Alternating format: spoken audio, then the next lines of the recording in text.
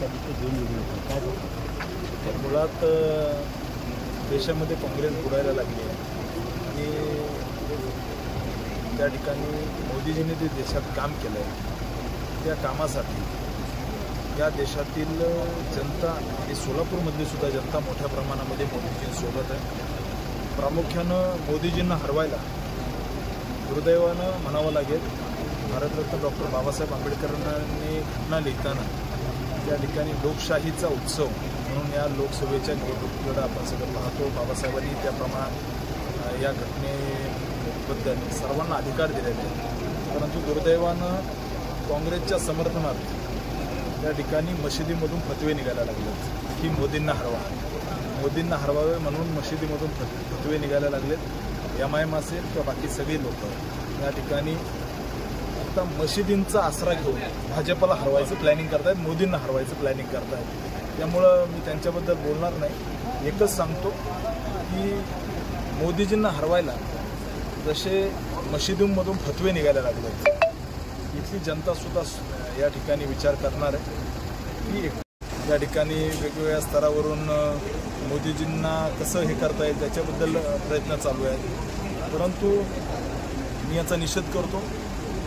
हे अशा पद्धतीने जे मशिदींमधून फतवे काढायचं चालू आहे येत्या काळामध्ये सोलापूरकर हे सहन करणार नाही। हा छत्रपती शिवाजी महाराजांचा महाराष्ट्र आहे, हा त्या ठिकाणी लढणाऱ्या कार्यकर्त्यांचा महाराष्ट्र आहे। त्यामुळे कितीही यांनी मशिदीमधून फतवे काढले मोदीजींना हरवायचे तर इथली जनता मोदीजींसोबत आहे। काँग्रेस या ठिकाणी एकदम स्पष्ट सांगतो की भारतरत्न विश्वभूषण डॉक्टर बाबासाहेब आंबेडकरांनी जे संविधान लिहिलं आहे ते बदलण्याची हिंमत कोणाच्या बापामध्ये नाही आहे। आणि बाबासाहेबांनी जे संविधान लिहिलं इथल्या गोर गरीब सामान्य दलित आदिवासी यांच्या कल्याणासाठी संविधान लिहिलेलं आहे, इथल्या सगळ्यांना एका रांगेमध्ये बाबासाहेबांनी आणलेलं आहे। त्यामुळे काँग्रेसने अशा पद्धतीचा प्रचार करणं यांची जुनी पद्धत आहे। हे आजपासून नाही तर त्या ठिकाणी इंदिरा गांधीपासून त्यांनी कायम हे केलं आहे। ते बाबासाहेबांच्या संविधानाचा आसरा घेतात। 1952ला पूजनीय बाबासाहेबांना यांनी हरवलं, 1954च्या निवडणुकीमध्ये यांनी हरवलं पूजनीय बाबासाहेबांना लोकसभेच्या निवडणुकीमध्ये। नेहरूंनी स्वतः पंतप्रधान असताना स्वतःला त्या ठिकाणी भारतरत्न घेतला, इंदिरा गांधींनाही त्यांनी भारतरत्न दिला, परंतु बाबासाहेबांना भारतरत्न द्यायला भारतीय जनता पार्टीचं सोबत सरकार यावं लागलं। तेव्हा बाबासाहेबांना 1990च्या आसपास भारतरत्न हा भारतीय जनता पार्टीच्या सरकारने त्या ठिकाणी मागणी केली आणि त्यानंतर भेटला। नेहरूंनी स्वतःला भारतरत्न घेतला, परंतु ज्या बाबासाहेबांनी घटना लिहिली त्या बाबासाहेबांना यांनी भारतरत्न काँग्रेसने कधीच दिला नाही, बाबासाहेबांचा पराभव केला।